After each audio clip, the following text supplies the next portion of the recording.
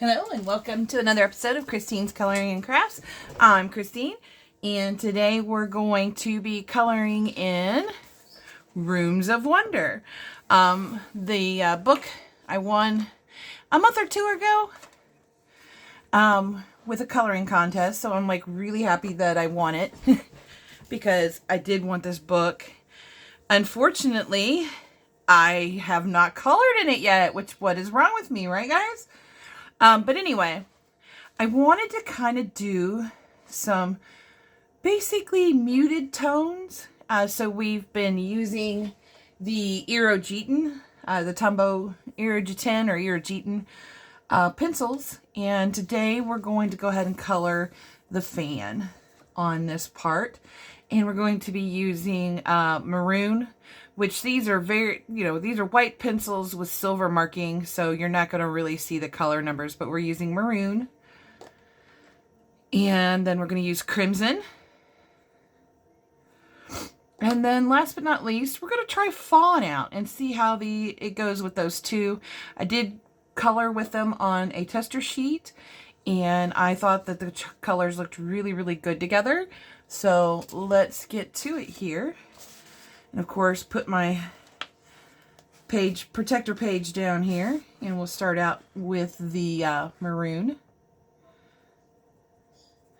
And we're just going to put little bits and pieces of maroon here and there. I already did the balloons. I did those in various purples and blues and greens with some jelly roll, Sakura jelly roll. I like the size 10. As you can tell, it's getting very low, but I like the size 10 the most. So let's go ahead and start coloring this. And we may only do one fan on camera because this is, when you're using pencils, it is time consuming. And I kind of had a thought for a look. And hopefully it will come out good. And hopefully you can see it on camera because I cannot see the phone from where I'm at. So hopefully you guys can see this okay.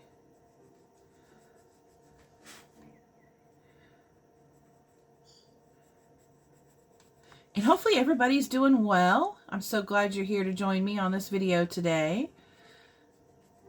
I'm actually making the video more of a distraction because I plan on making dinner tonight. Usually my son does on the weekdays, but I have been wanting to make some homemade pizzas. Now, one thing I've noticed about these pencils, they are very nice. They're very smooth in this book. They are really, really nice in this book. I love the way they lay down the color. It's not a super vibrant color. I mean, in person, it's something that I find that's easy on the eyes and isn't going to like shock your senses like some of the brighter pages I've done in the past. In which sometimes that's just all I want is a nice soft color that is both beautiful, pleasing, and just easy to do. But the thing that I noticed about these is they don't blend that well. I can sit here and color on this and color on this, and they just do not blend. I can't remember if they're labeled as oil-based, or more oil-based than wax-based, or if they're labeled as more wax-based than oil-based. I'll have to look that up. I can't remember. Some of them lay down kind of like a waxier pencil, but more often than not, most of these pencils just kind of remind me of the Faber-Castell Polychromos, in which this means I will be doing lots of layers, in which the balloons came out really beautiful after about 3 or 4 layers. So I really enjoyed that. So we'll do another layer right on top of this after I finish here. And hopefully it won't come out looking goofy. Goofy!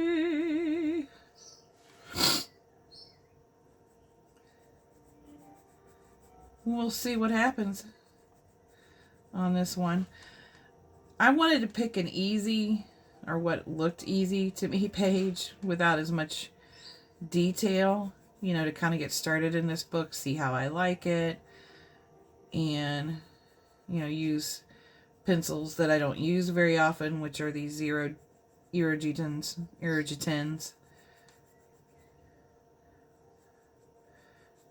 And I do like using them.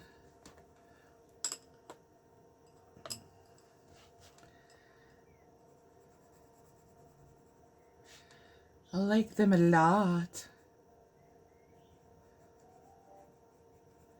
I just don't use them as much, and I don't know why. But anyway, in one of my other videos, I said I was going through some things. And I actually had talked to my therapist about those, and he suggested that I go to my doctor, because he's a therapist. He doesn't do medications. He can't prescribe medications or anything like that.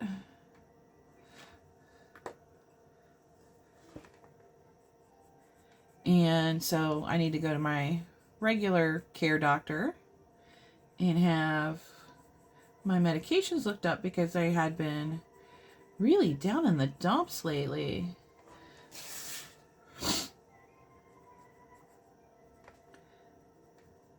And it's just a variety of small things that just kind of snuck up on me.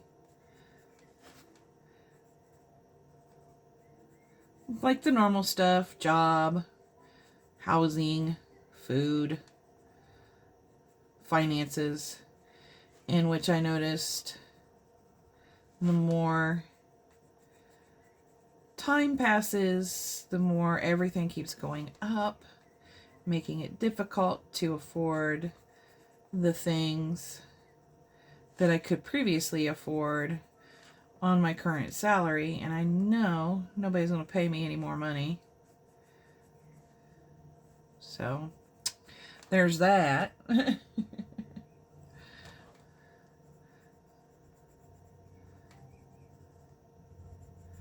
Okay. The reds are starting to blend a little bit, but not a lot.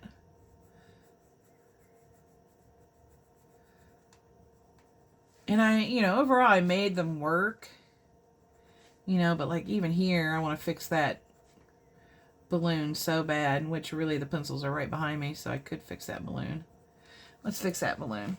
But I've noticed like a lot of, and I'm going to be using J Blue to fix the balloon, like a lot of just sleepless nights, and I have sleeping medication. Fix this balloon too. I can still see lines on them.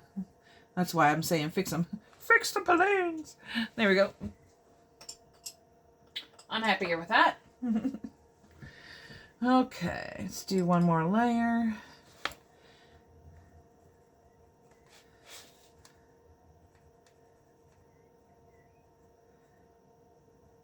But yeah, just so much on my mind about this stuff. How am I going to afford this? How am I going to afford that? And then at work, there's like almost zero support. There's one or two managers who are very supportive, but they're not always on, What are you going to do on those days that they're off? And the regular manager, basically the direct supervisor, he's a really nice person. It's just that I just get the feeling he's given up, which brings me down. And so I just need a little bit more help.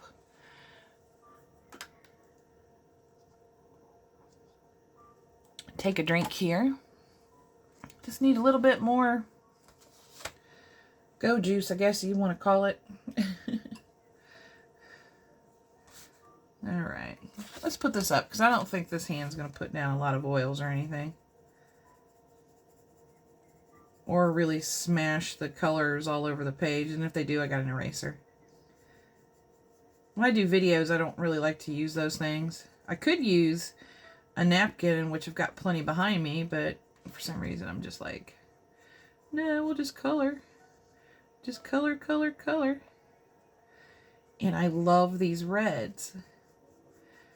There's definitely some pros and cons to the, we're going to call them the encyclopedia pencils again. There's definitely some pros and cons to the encyclopedia pencils. And the reason we call them the encyclopedia pencils is because they come in several sets of what looks like a book. Like that. And I just tipped it and it's probably got them all, yep, all buggered up. But yeah, it kind of looks like a book. And then it comes in, 3 to a sleeve. So, because I don't like mispronouncing pencil names. I don't like mispronouncing much of anything. But that really does kind of like make me feel bad if I don't say something or someone's name right. Like, it was really funny the other day, last year, of course, because I took off of work starting January 1st, and I'll go back on the 12th. I was going to go back today and decided last second, nah, let's go ahead and take off one more day. It's addicting, let me tell you. But anyway, I had a customer last year and they were really super sweet and they kept spelling their name. And I was like, would you please say it for me? Because it was an unusual name and I didn't want to mispronounce it. Excuse me. And they spelled it again. And I was like, please say your name. I have your account pulled up here, but I don't want to mispronounce your name. And they finally said it. And I was like, thank you so much. I was like, I just did not want to butcher your name. And I figure if you tell me what your name is, well, if you told me wrong, you told me wrong. And we both got a good laugh out of it. But the whole time I was sitting there thinking, the whole time I was sitting there trying to get them to say their name, I was thinking of the show Breaking Bad and Walter White when he was going, say my name. And they'd go, Heisenberg. He's like, you're G.G. Right. So that was kind of like a nice chuckling moment that I had on the phone. And a lot of people, I'm going to sharpen this. And while, yeah, nobody likes rude customers. And, I definitely have a group, a very private group of people that we have, we share our gripes and complaints about callers, work, and, work in general stuff.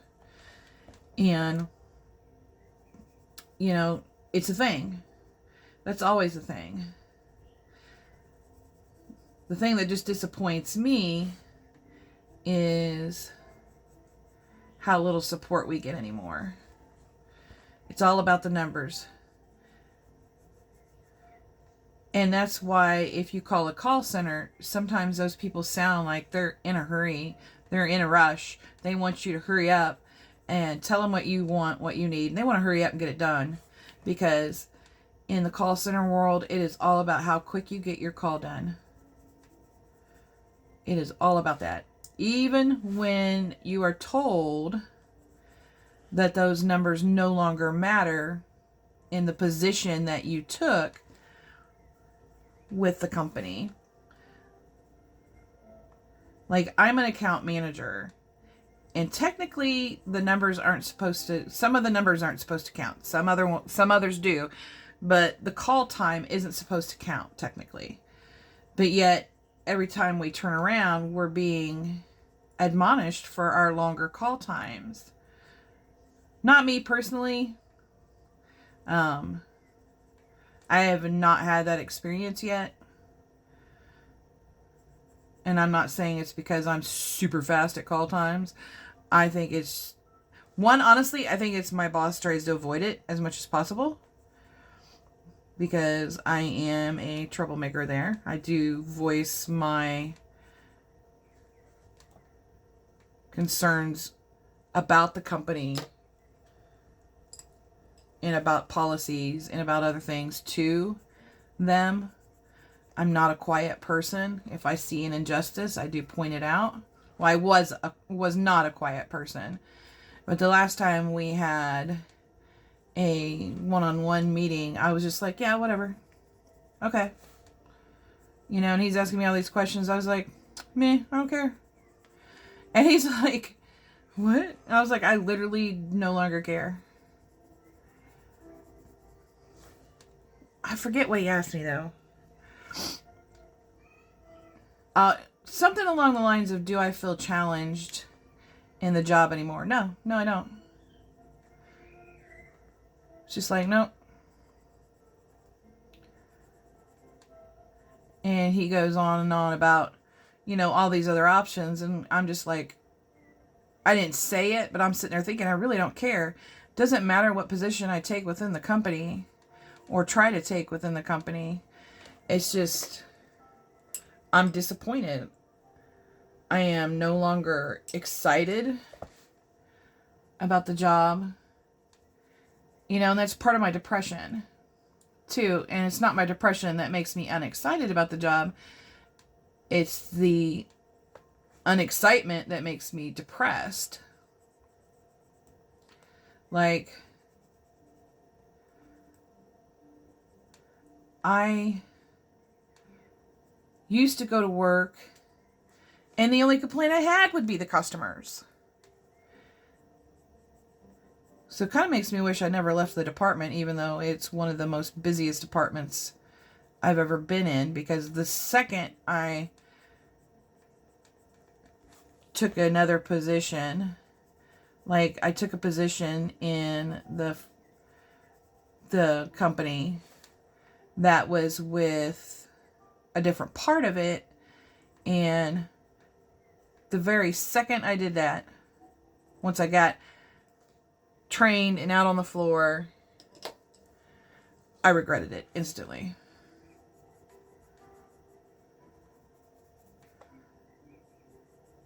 Because I was told one thing and then given something else. Which that was very disheartening. And so I worked really, really hard to get to another department that I thought I would love. And at first, guys, I'm not going to lie, I loved it. I absolutely loved it. It is actually, I still believe, the position I'm meant to be in.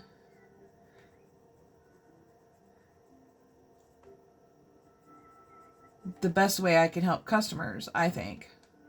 And other agents that take calls. Other call center workers. You know, they call me up when they have questions or concerns. And I really think the position I'm in is still the best one. I'm made for it. I just know I am. But I got super depressed because there was no longer any more support.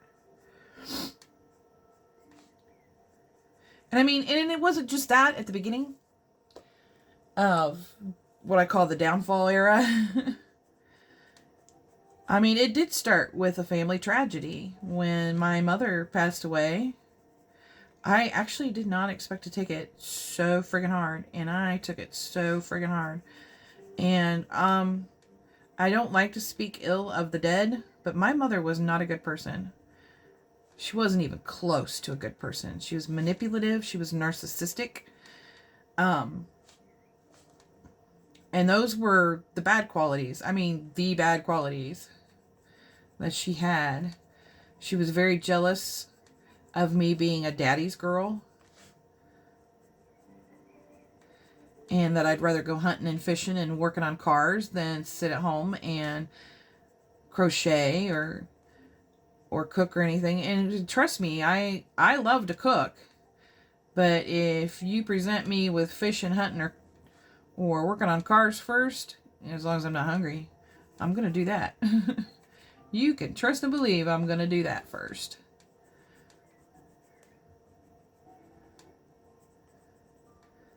And then she told me something no child should ever hear when I was 13. Right before the state took me and put me into foster care. She told me that my parents, her and dad, don't love me and never loved me. She told that to me. And on top of that, to boot, it was while I was in the hospital getting stitches for this. I had fallen through a glass window. And yes, it was a teenage stupid mistake. I was, it was the first boyfriend I'd ever had. And I threw a little hissy fit. And I thought I was by the wall, but I was actually by a glass window. And when I went to hit the wall, I went through the glass window.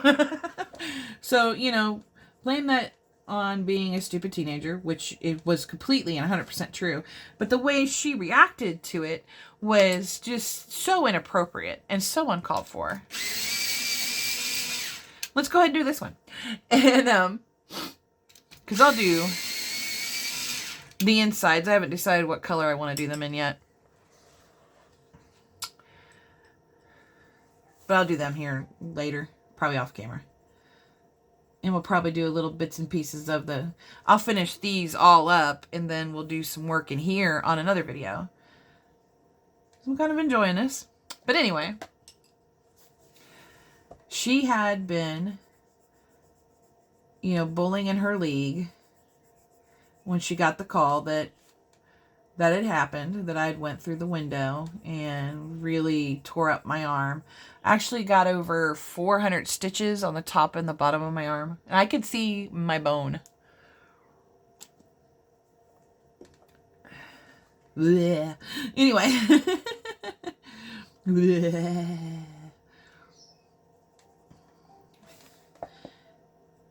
It was really a gross moment.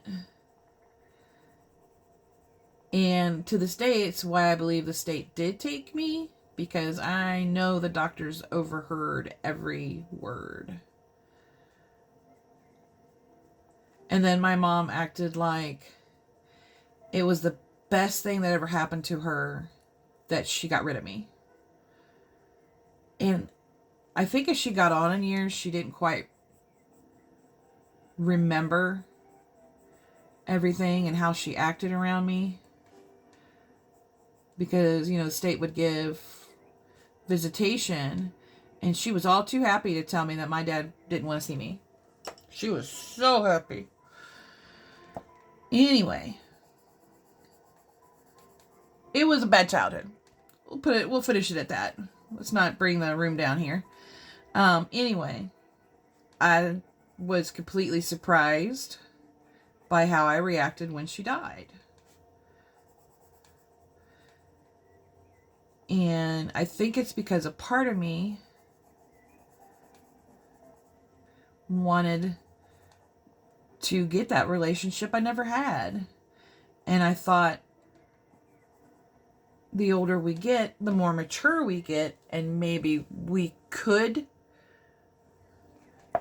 do an actual mother-daughter relationship. I'm a very, very forgiving person. Just a second here, I gotta chase the kitty out. Ouch! Oh!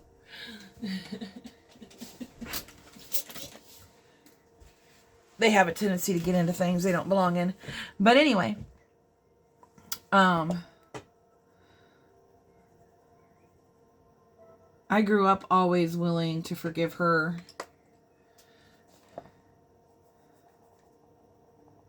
And I really had hoped, we could actually have a decent relationship at some point in life. But she also had some other mental health issues that she liked to deny, and she'd get so enraged by them. She's like, they just call me crazy. They just say I have this, and they just say I have that. And I'm not that person. I'm not that person. But all they want to do is stay focused on my mental health. And I try to be gentle, like, Mom, it's because that's just as important as physical health. In fact, your physical health depends on your mental health a lot of the time. And they just want to make sure you stay okay and take care of yourself, because when she refused to take her meds, and then she wouldn't bathe, and then she couldn't, she'd get into a state of mind where driving was just downright dangerous. I mean, dangerous. Her behind the wheel was not pleasant when she didn't take her medication.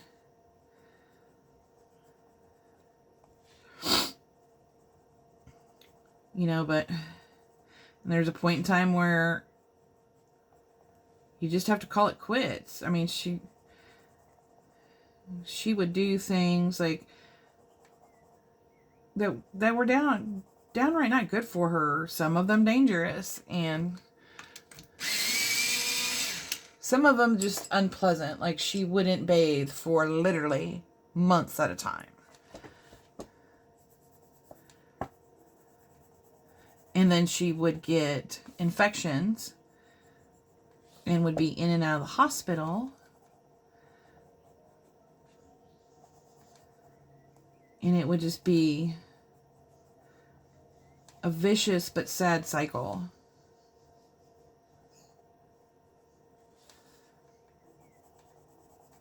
That I would deal with on a constant basis. So you would, and I know this is terrible to say, but you would think I would have been relieved, once she passed, but not for the reasons that a lot of people would think. Like, my relief, you would think my relief would be stemmed off that she's at peace when she passes away. She no longer has to worry about medications. She no longer has to worry about, what her state of mind is.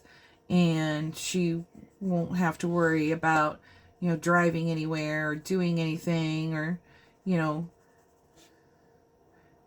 having to worry about what they labeled her as in her medical charts. She would be at peace. She would be with Dad. And that would be a good thing. That kind of relief. But I took it pretty damn hard. And I think that's where my depression just kind of took a nosedive. And I took some of the year off for that. And then I had my knee surgery. I took some of the year off for that. And basically I just wasn't making any income, but yet the prices of everything was still going up. And I would be like super budgeting so I could still buy art supplies and food and gas and whatever. I mean, I don't even go out to dine out very much anymore. Most of the time it'll be for a special event like a holiday. Let me get a drink here.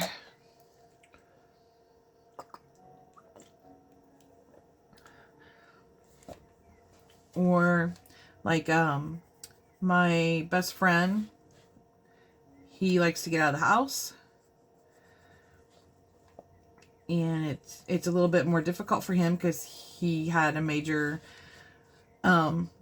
medical issue, so someone has to drive him, someone has to pick him up. Someone has to have the time. So we always go somewhere to eat, and he buys. Which isn't he sweet?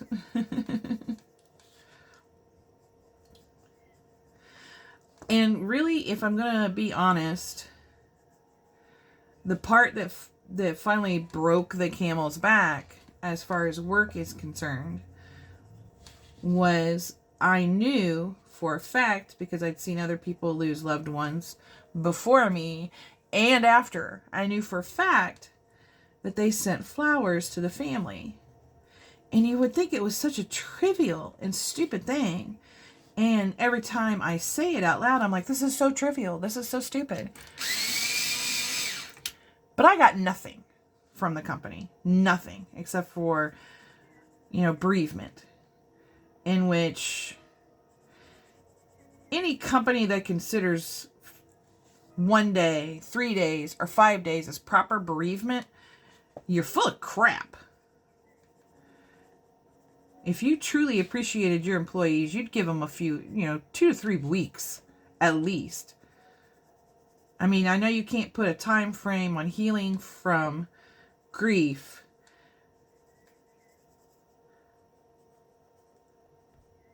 but companies clearly don't give enough. And yes, I know their whole purpose in life is to make money. Yay! I get it.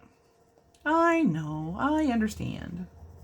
But anyway, that was my major thing going on, and it just all kind of came to a head as I realized that it's not going to get any better where I work. It's just not.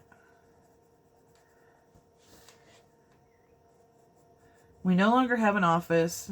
We have a hub, but it's 45 minutes away. And gas is right now, at least in my part of Ohio, $3.30 a gallon. So 45 minutes is an really extended long time.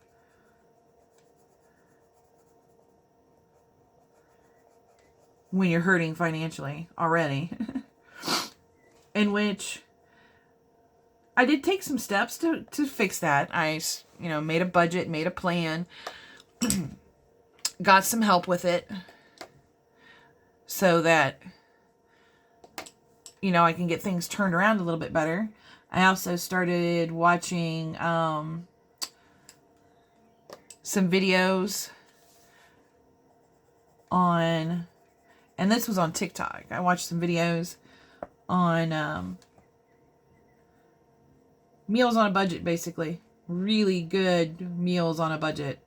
And so a lot of that will come in handy for when I make Sunday dinner or when I make lunches for the week. So that kind of really perked me up. But, there's just... January overall, it's just not a good month for me. That's when my best friend had his major medical issue. And even though it's my birthday month, it's also the last month that I did really stupid, naughty things in 2009. Naughty, naughty. And... walked away from that lifestyle in February. So February is actually a happier month. But I still, excuse me, I should have brought some mints up here. I think I do have a mint. Let me grab one. Yep, there we go. I struggle really hard in January. And I just want to go see my regular doctor. Just a slight adjustment to the medications, please.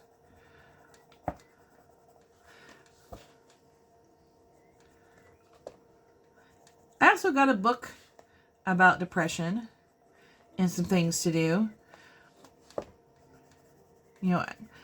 Basically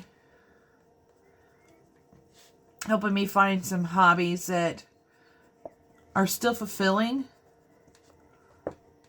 and put a smile on my face. but maybe not so costly. I mean, for a long time, arts and crafts is going to be, and coloring is going to be very fulfilling for me because of all the things I did buy.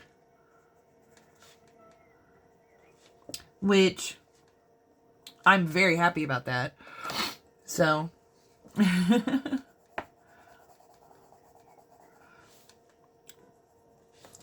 we will count our lucky stars for that. And it does really make me happy to make videos. Not so much the editing part. Not so much that part, but the rest of it's pretty fun.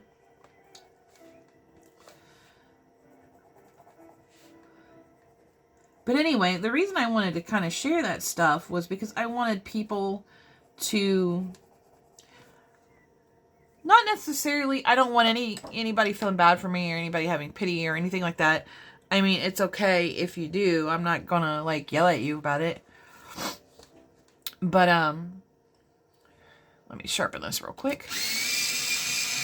We'll get started on this one since I'm still talking. But it's more for education and sharing the story. I'm going to sharpen this. In case someone else is out there, dealing with similar issues. You're battling depression, or you're battling PTSD, or you're battling anxiety even, and I do have all of those. I have anxiety, depression, and PTSD. Might even have ADHD. Therapist is still thinking about that one.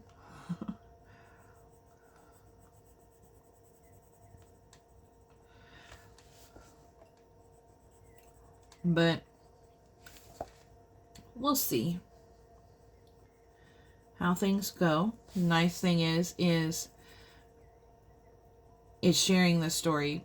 It's not a bad thing to feel this way. It's what you do with those feelings that may make it a bad thing. It's not a bad thing to have a therapist. It's not a bad thing to get mental health help. It's actually a very, very good thing. Like I was saying earlier, I used to tell my mom, your mental health is important because it can affect your physical health. You can let yourself go when you're in a very bad state of mind. You know what I mean? You could skip eating. You could not bathe regularly. Now, I get it. Sometimes when you're in a super depressive state, bathing is a chore. Trust me, it's been a chore for me a couple of times. I had to force myself to get in there. Because I want to be clean. But I do it. And I, want people to know that you're worth it. I don't want you to go the way that my mom and dad did. I mean, technically, the way my mom and dad did. My eyes were very wide open, and I think this is part of the reason why I took her death so hard. My eyes were just wide open when they handed me her diaries, and I read that she wanted to unalive herself, either by car accident or COVID. And a couple of weeks before she did pass away, she purposefully ran a red light with my sister in the car with the intention to take both her and my sister to Dad. That's about the best way I could put that.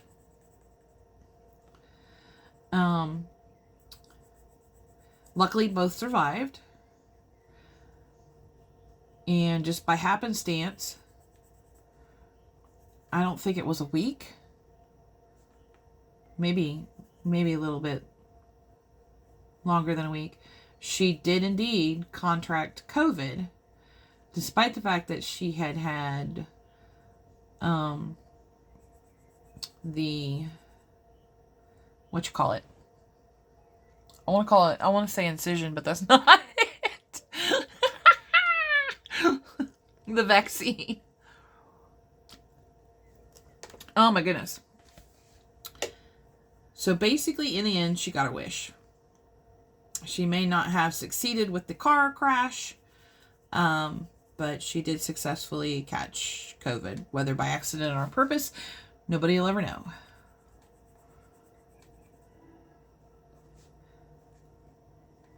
And, you know, really, too,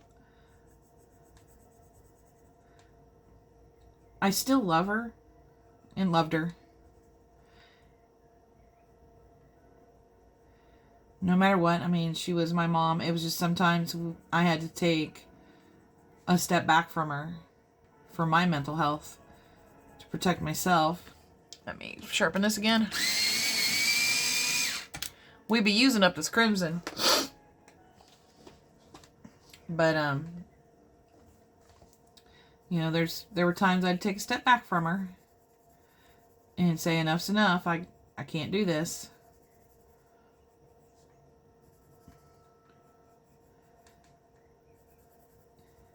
But I loved her. And I know she missed Dad like crazy. She really did miss him. It was all over in the diaries. I mean, I knew. I didn't know how bad until I read those diaries. And it was really, really bad. I knew she missed him bad, but it was really bad. Just about every journal entry had some mention of my father. But you could also see in her journal entries when her mental illness would kick in. You would see the swings, the highs and the lows, just up and down, up and down, up and down. And then you would see some stability. So that kind of opened my eyes too. And I think part of it was, you know, but you don't know. You know what I mean? There's things you know, and you don't really know them until your eyes are like wide open. So I think we're going to get a third blade finished.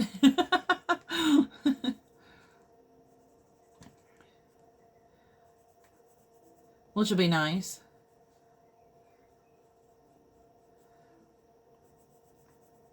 I'm trying to decide what color I should make the inside of the blades. Maybe if these encyclopedia pencils have a good dark reddish brown and lightish brown, we'll just do like a 2-color thing instead of 3.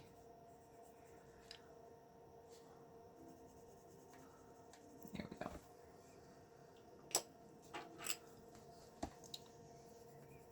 We'll see how all that goes.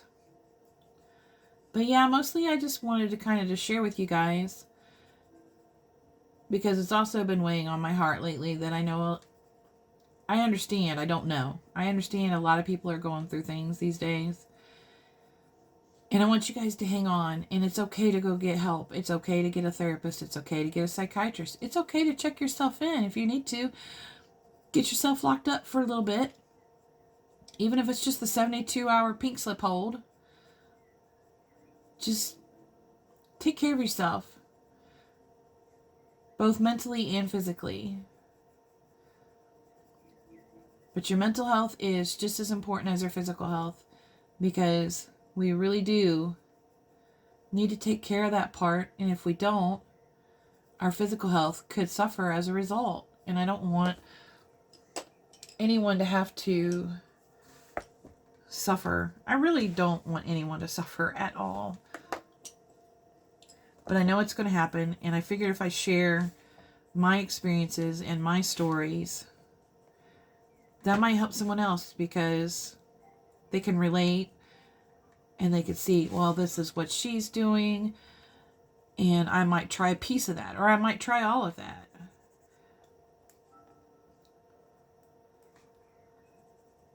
Not just because it works for me doesn't mean it's going to work for you, but give it a try. I want you to try for you. And I figured that sharing is caring. I figured that just sharing that little piece of life and the struggles that I'm facing now, still to this day. I mean, my mother passed away in 2021. It's 2023. And while I am healing fairly good now,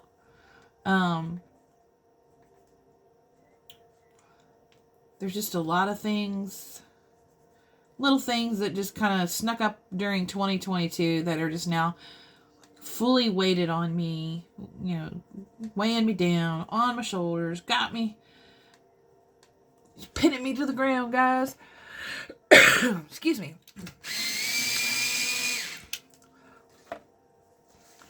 And I'm gonna, you know, I tell a lot of people that, and I kind of mean it, I kind of feel a little hopeless. Like I've lost my spark. But I want to do whatever it takes to get it back.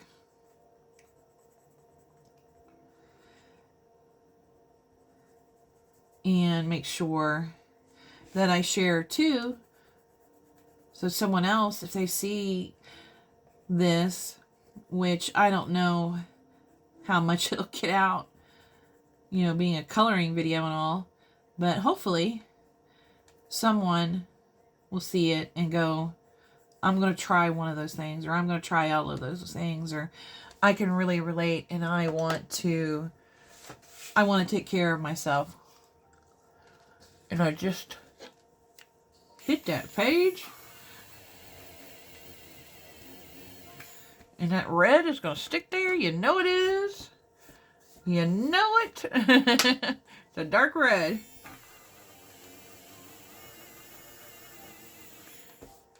Yeah. And this is a teaching moment right here. I use the AFMAT electric eraser. It's, of course, cordless. But when the electric razor can't get it all, we just cover it up a little bit here. Kind of flatten it out a little bit. Do it again, because it is a really dark red. And it's almost all gone. I mean, I planned on doing some distressed ink background anyway. And you get to turn yourself white. Woohoo! But anyway, we'll finish this little piece up here. I didn't intend for the video to be so long, but I figured I'd share. And hopefully that helps somebody. And if not, that's okay. At least you know a little bit more about me. So either way. But here we go. That's what we've got done so far on the, I'm going to call it the windmill page. I love the balloons. I really, really love the balloons. I was going to do them like a multitude of colors. Okay, that's eraser. I was like, oh no, I'll never get that one off. I was going to do a multitude of colors, but the more I thought about it, the more I was like, no, I kind of want soft colors. Another thing I do too to kind of help spread stuff around is my Prismacolor, because you can see some white of the paper where I missed spots.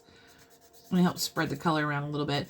Doesn't really help it a lot with blending on these Iridian encyclopedia pencils, but it does help spread it out to cover any white of the paper, you know, any spots I may have missed.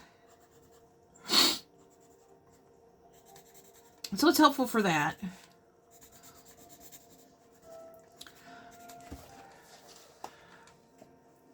And yeah, like I said, I just wanted something kind of soft, not too bright. But just the only word I can think of is soft and more muted than normal.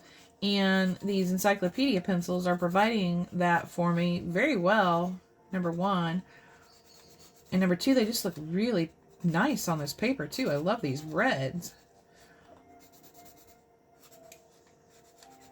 And I'd say with the way I'm blending, or using my Prismacolor colorless blender here in a pencil extender, I'm definitely going to be using browns. That's the nice thing about the encyclopedia pencils too. They do not do crumbs. You know, like how your Prismacolors would do, or even your Castle Arts or your Artezas or Tezas, however you say their name. And a variety of other pencils. They really don't do crumbs until you go to use a colorless blender, and then you get some crumbs. But I really think it's more about the colorless blender itself than the pencils. Especially this particular one, the reason it's in a pencil extender is it is almost a brand new colorless blender. But I think it might have gotten hurt in transit. There we go. Because it falls apart super easy. You put a point on this thing and it starts crumbling. Like, I bet I can make it do it. Hold on. Let me put it in here. Put it in my doll.